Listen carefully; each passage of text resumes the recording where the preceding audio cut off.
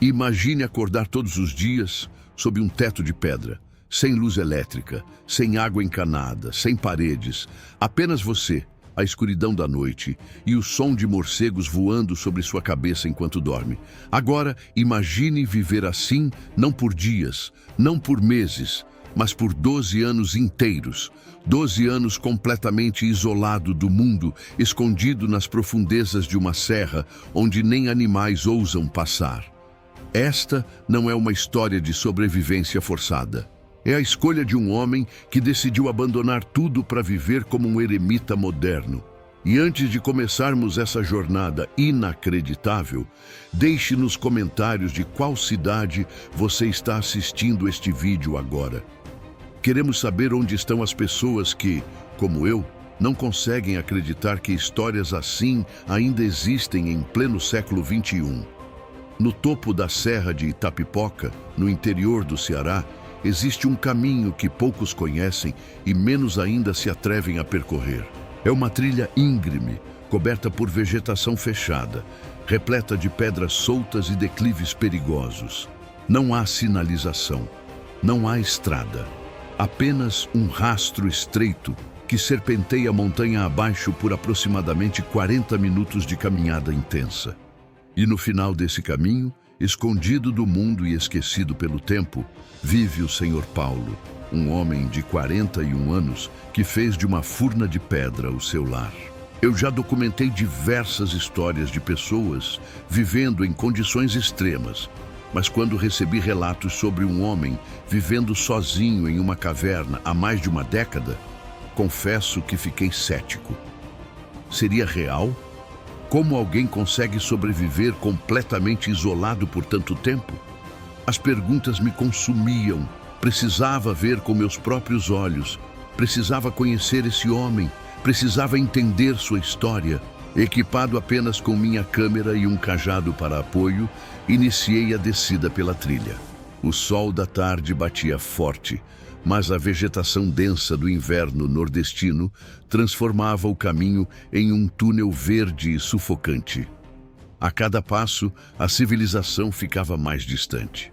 O silêncio da floresta era interrompido apenas pelo canto dos pássaros e pelo som dos meus próprios passos afundando na terra úmida. Enquanto descia, não conseguia parar de refletir sobre a natureza humana. O que leva uma pessoa a buscar o isolamento absoluto? Em uma época onde a conexão digital nos mantém ligados 24 horas por dia, onde a solidão é vista como algo a ser evitado a todo custo, alguém escolheu o oposto. Escolheu o silêncio. Escolheu a solidão. Escolheu viver de uma forma que nossos ancestrais mais primitivos reconheceriam imediatamente. O caminho era traiçoeiro. Pedras soltas ameaçavam torcer meus tornozelos. Galhos secos estalavam sob meus pés. O suor escorria pelo meu rosto enquanto eu cuidadosamente navegava pela descida. Não era difícil entender por que aquele lugar permanecia tão isolado. Nenhum veículo conseguiria passar por ali. Nem mesmo animais de carga como burros ou jumentos conseguiriam negociar o terreno rochoso e inclinado. Qualquer coisa que precisasse ser levada até lá teria que ser carregada nas costas de alguém disposto a fazer aquela jornada extenuante.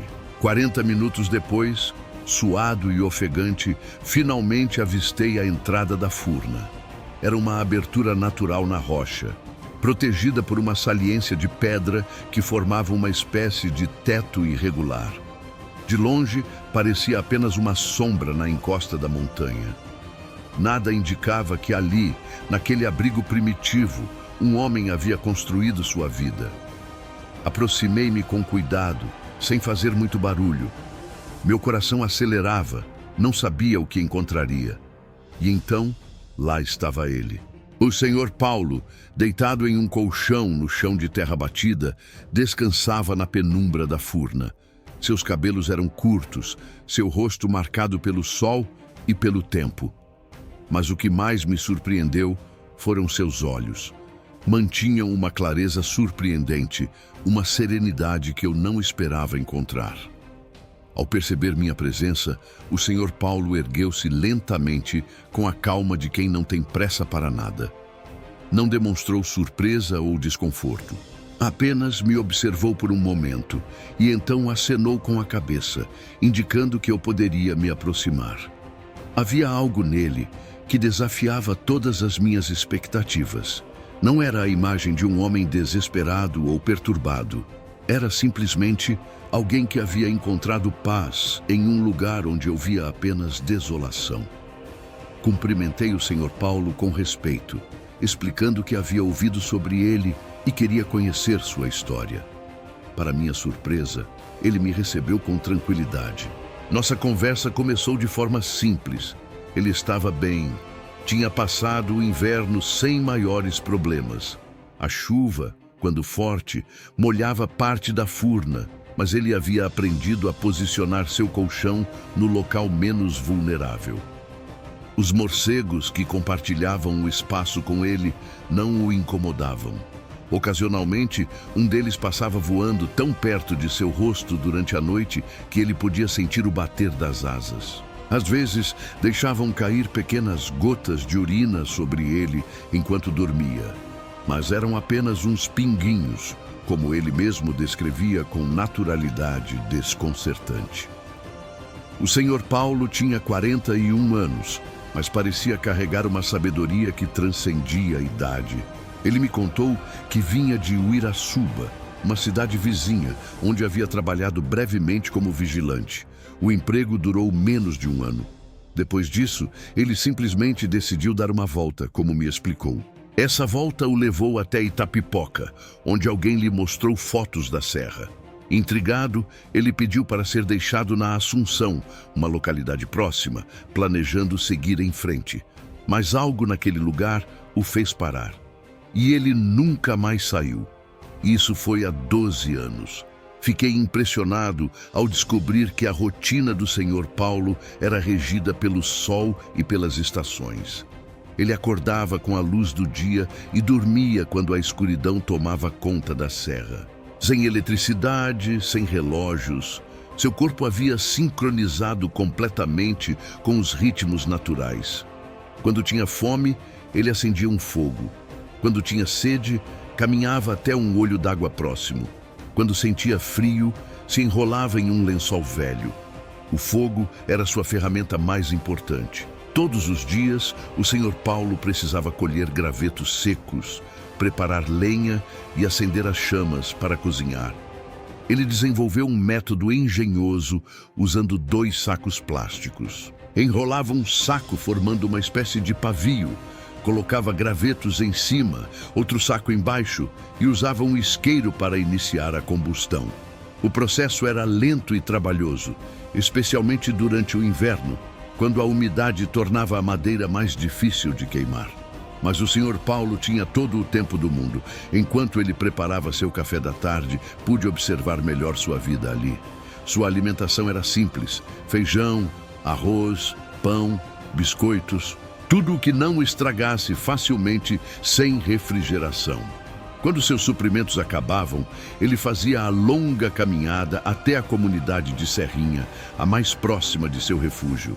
Lá, os moradores sempre o recebiam bem, oferecendo comida, roupas e qualquer coisa que ele precisasse. O Sr. Paulo nunca pediu esmola, simplesmente aceitava a generosidade alheia com gratidão e, quando estava pronto, retornava para sua furna.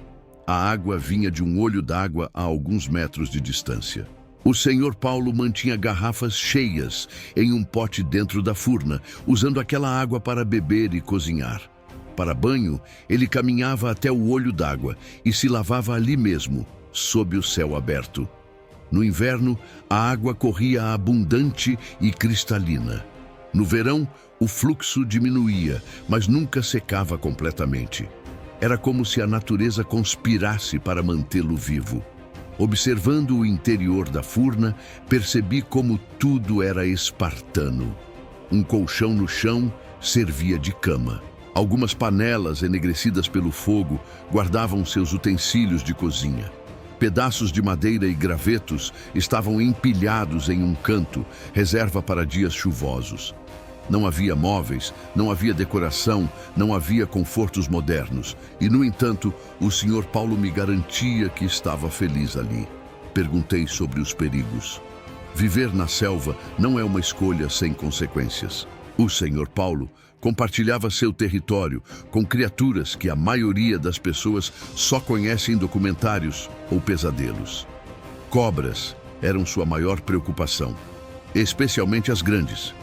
E então ele me contou uma história que me deixou com os pelos arrepiados. Era um domingo, por volta das 6 da tarde. Uma tempestade havia acabado de passar, deixando o ar úmido e carregado. O Sr. Paulo estava descansando em seu colchão quando ouviu um movimento próximo. Sem luz, inicialmente pensou ser um rato procurando comida. Mas quando acendeu um pedaço de vela, deparou-se com uma cascavel posicionada bem à sua frente, encarando-o no escuro. Meu coração acelerou só de ouvir a história. Mas o Sr. Paulo simplesmente fresqueou com ela, como descreveu. Fez movimentos suaves, sem agressividade, dando espaço para a cobra seguir seu caminho. E, surpreendentemente, ela saiu tranquilamente, desaparecendo na noite. Desde então, nunca mais uma cobra entrou na furna, mas ele sabia que era apenas uma questão de tempo. Além das cobras, havia outros visitantes noturnos.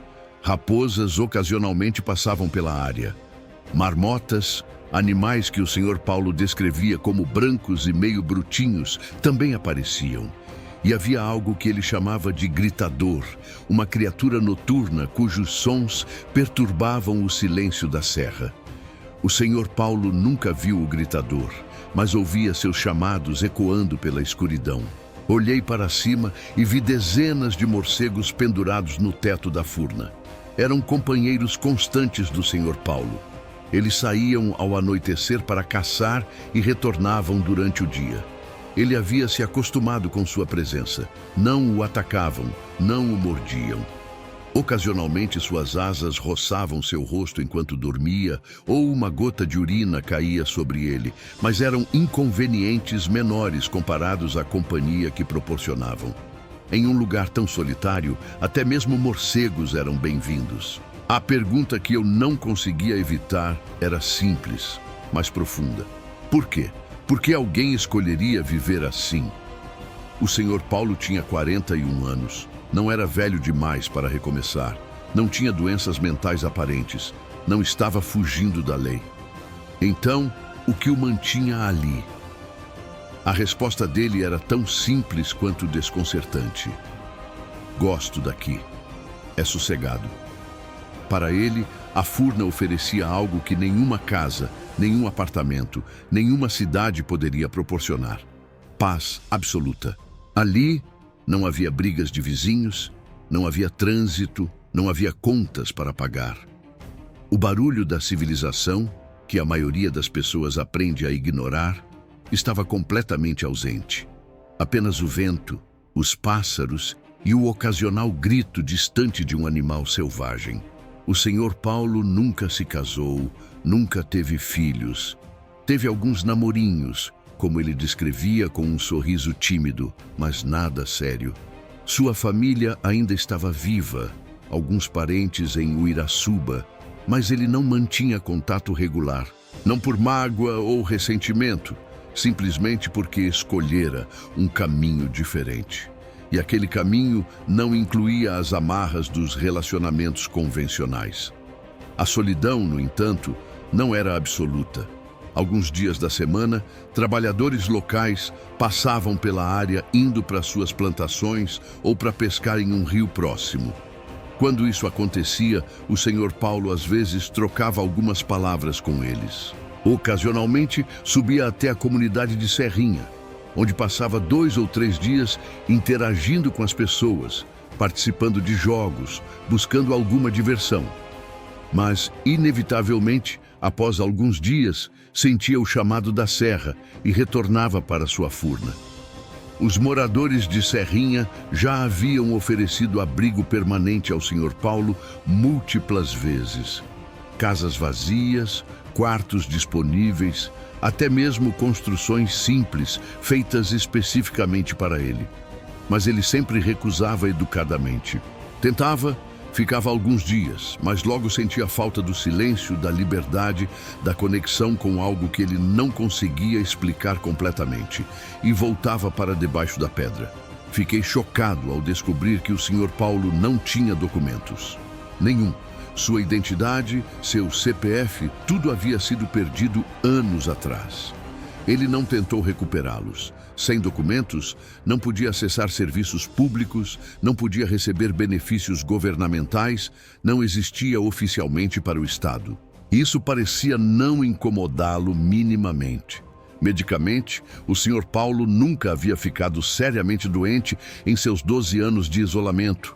Pequenas enfermidades eram tratadas com remédios do mato, plantas medicinais que ele conhecia ou que moradores locais lhe ensinaram a usar.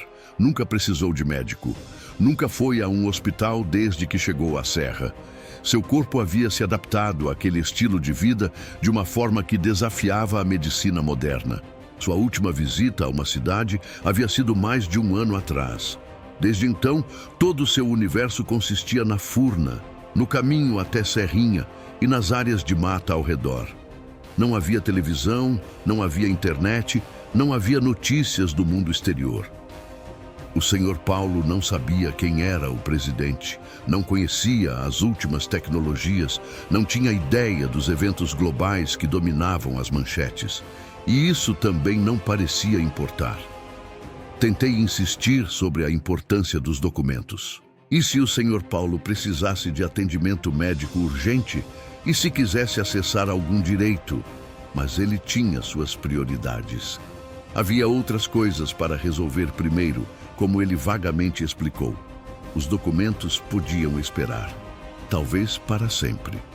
Enquanto observava o Sr. Paulo cuidar do fogo, acendendo laboriosamente as chamas com seu método de sacos plásticos e gravetos, não pude evitar refletir sobre o contraste absurdo daquela situação.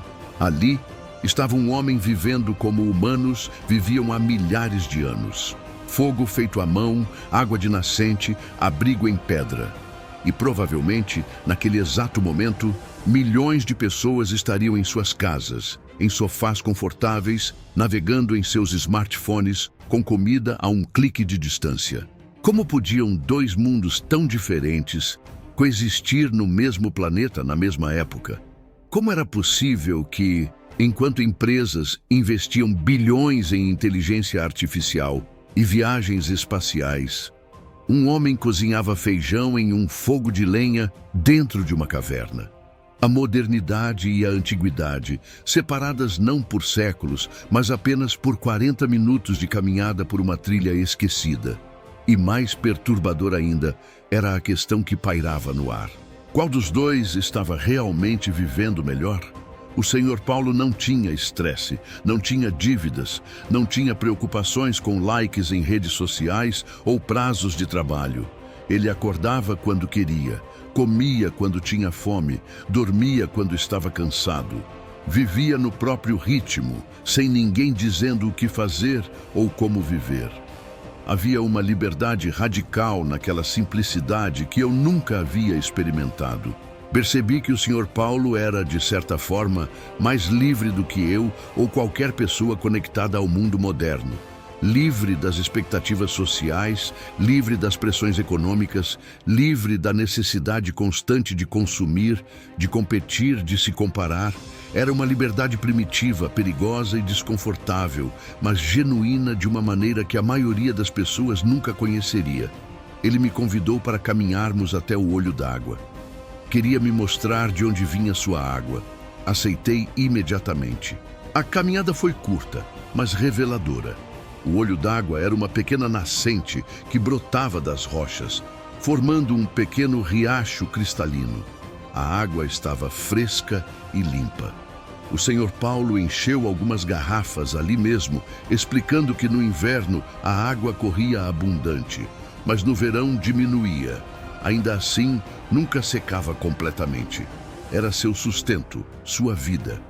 Conforme a tarde avançava e as sombras começavam a alongar-se, sabia que precisava partir. Retornar pela trilha no escuro seria perigoso demais.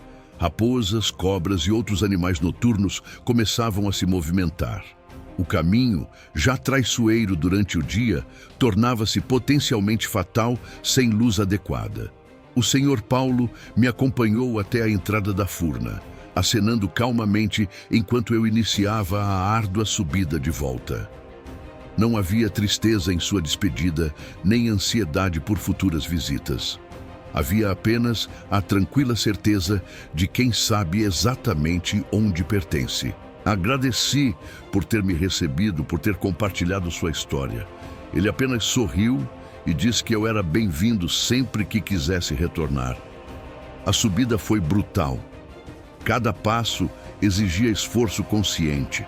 Minhas pernas queimavam, meu coração acelerava, o suor escorria copiosamente. Precisei parar várias vezes, ofegante, apoiando-me em meu cajado enquanto recuperava o fôlego. A cada pausa, olhava para trás, para a imensidão verde que escondia a furna do Sr. Paulo. Lá embaixo, naquele oceano de vegetação, um homem continuaria vivendo como sempre viveu, indiferente ao mundo que girava freneticamente ao seu redor. Uma hora depois, finalmente emergi no topo da serra, exausto, mas profundamente tocado. De lá, podia ver as casas da comunidade de Serrinha ao longe. Civilização, eletricidade, água encanada. Tudo o que o Sr. Paulo havia abandonado estava ali, tão próximo e tão distante ao mesmo tempo. A história do Sr. Paulo me perturbou profundamente, porque desafia nossas suposições fundamentais sobre o que significa viver bem. A sociedade moderna nos diz que progresso é essencial, que conforto é desejável, que isolamento é prejudicial. O Sr. Paulo prova que nada disso é universalmente verdadeiro. Ele não é louco, não é desesperado, não está fugindo de traumas ou problemas legais. Ele simplesmente encontrou algo naquela furna que o resto do mundo não pôde oferecer. Uma paz profunda, uma conexão com algo mais fundamental. Talvez uma resposta para perguntas que eu nem sabia que estava fazendo. Seus pais morreram, seus parentes seguiram suas vidas, e o Sr. Paulo permaneceu na serra. 12 anos. 4.300 dias de sol nascendo e se pondo sobre aquela furna de pedra. Milhares de noites ouvindo morcegos e o gritador. Centenas de fogueiras acesas, milhares de refeições preparadas, incontáveis momentos de silêncio absoluto que eu experimentaria apenas por breves segundos em toda a minha vida. A comunidade de Serrinha continua cuidando dele, oferecendo ajuda sem julgamento. São pessoas simples que entendem que cada um tem seu caminho, e o caminho do Sr. Paulo passa por baixo daquela pedra. Eles não tentam mudá-lo, apenas asseguram que ele tenha o mínimo necessário para sobreviver. É uma demonstração de humanidade e respeito que cidades grandes frequentemente esquecem como demonstrar. Essa jornada me deixou exausto, mas profundamente movido. Conhecer o Sr. Paulo foi uma das experiências mais impactantes da minha vida. Sua história existe em um canto esquecido de nosso mundo, desafiando silenciosamente tudo o que pensamos saber sobre felicidade, sucesso e realização. Ele não está pedindo para ser resgatado. Não precisa de pena ou intervenção. Está exatamente onde escolheu estar. Enquanto o sol se punha sobre a serra de Itapipoca, lançando longas sombras sobre a paisagem acidentada, o Sr. Paulo provavelmente estava terminando seu café, preparando-se para mais uma noite na escuridão de sua furna. Os morcegos logo sairiam para caçar. O gritador começaria seus chamados misteriosos. E um homem de 41 anos, que poderia estar em qualquer lugar fazendo qualquer coisa, escolheria dormir no chão de terra de uma caverna, coberto apenas por um lençol velho. É uma vida que eu jamais entenderia completamente. Mas talvez eu não precise entender. Talvez seja suficiente saber que, em algum lugar nas profundezas da Serra Nordestina, existe um homem que encontrou sua resposta para a eterna questão de como viver. E sua resposta foi abandonar tudo que conhecemos como essencial e abraçar o silêncio absoluto de uma existência que nossos ancestrais reconheceriam imediatamente. Se esta história te impactou tanto quanto me impactou ao vivê-la, deixe seu like, compartilhe com seus amigos e principalmente se inscreva no canal. Continuo trazendo histórias reais de pessoas que vivem de formas que desafiam nossa compreensão do mundo. Histórias que nos fazem questionar nossas próprias escolhas e nos lembram da incrível diversidade da experiência humana. Nos vemos no próximo vídeo e até lá, talvez olhe ao seu redor e se pergunte: o que realmente preciso para ser feliz? O Sr. Paulo encontrou sua resposta. Qual é a sua?